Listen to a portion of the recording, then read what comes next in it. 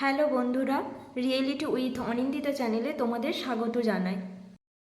আজকের ভিডিওটি হলো দ্য 48 লস অফ পাওয়ার বইয়ের ফার্স্ট লয়ের ব্যাপারে।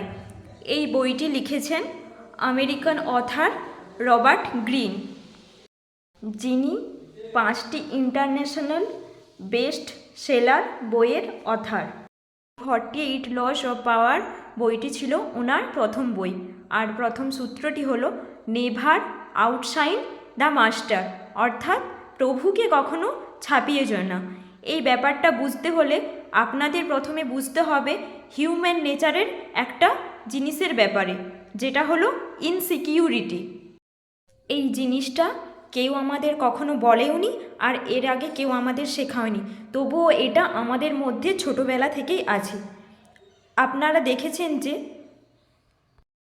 ছোটোবেলায় যখন আমাদের মা অন্য কোনো বাচ্চাকে কোলে তুলে নিত, তখন আমরা কান্না শুরু করে দিতাম। তখন থেকে এই ইনসিকিউরিটি ট্রেডটা শুরু হয়েছে, which is known as insecurity. Insecurity জিনিসটা 98% লোকেদের মধ্যেই আছে, শুধুমাত্র 2% লোকেরা জানে কিভাবে এই ইনসিকিউরিটির সাথে ডিল করতে হয়। খুবই কম সম্ভাবনা আছে যে ওই 2% লোকের সাথে আমাদের দেখা হবে, বেশিরভাগ সময়ই ওই 98% মানুষদের সাথেই আমাদের ডিল করতে হবে। ইনসিকিউরিটির এক্সাম্পল আপনারা প্রত্যেক জায়গায় দেখতে পাবেন, তবে এই বইয়ের ফার্স্ট ল ইনসিকিউরিটিকে কাজে লাগিয়েই। প্রত্যেক মানুষের ইনসিকিউরিটিকে নিজের শক্তি বানাও, আর কখনো কোনো মানুষের ইনসিকিউরিটিকে ক্রস করতে যাবে না, না হলে সমস্যার সম্মুখীন হবেন। চলুন আমি আপনাদের একটা এক্সাম্পল দিয়ে বোঝাচ্ছি। ধরুন কোনো স্টুডেন্ট পুরো হোল ক্লাসের সামনে কোনো টিচারের কোনো একটা জিনিস ভুল ধরিয়ে দিল, কিন্তু কোনো টিচার ওই জিনিসটা পছন্দ করবে না। নেক্সট দিন থেকে দেখবেন ওই টিচারের ওই স্টুডেন্টের প্রতি ব্যবহার বদলে যাবে। ঠিক তেমনি এটা জবের ক্ষেত্রেও কার্যকারী হয়। যখনই আপনি দেখবেন যে আপনি আপনার বসের থেকে ভালো কাজ করছেন, তখনই আপনার বস আপনার জায়গাটা ঠিক দেখিয়ে দেবেন। নেভার আউটশাইন দ্য মাস্টার, এখানে মাস্টার আপনার শিক্ষক হতে পারে, আপনার বস হতে পারে, এমনকি আপনার বড় দাদা হতে পারে। অর্থাৎ যে আপনার থেকে বেশি জানে আপনি তাকেই আপনার মাস্টার ভেবে নিন। সর্বদা আপনি মনে রাখবেন যেন আপনাকে ওনার থেকে বেশি স্মার্ট না দেখায়।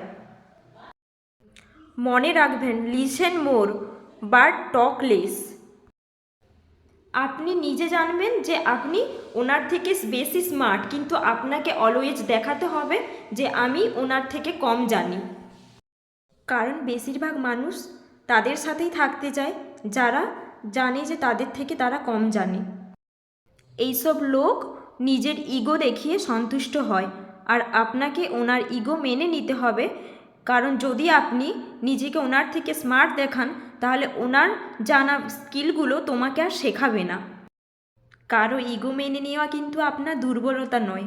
কিছু সময় আপনি যদি তার ইগো মেনে নিয়ে তার কাছ থেকে ভালো শিখতে পারেন, সেটা কিন্তু আপনারই লাভ হবে।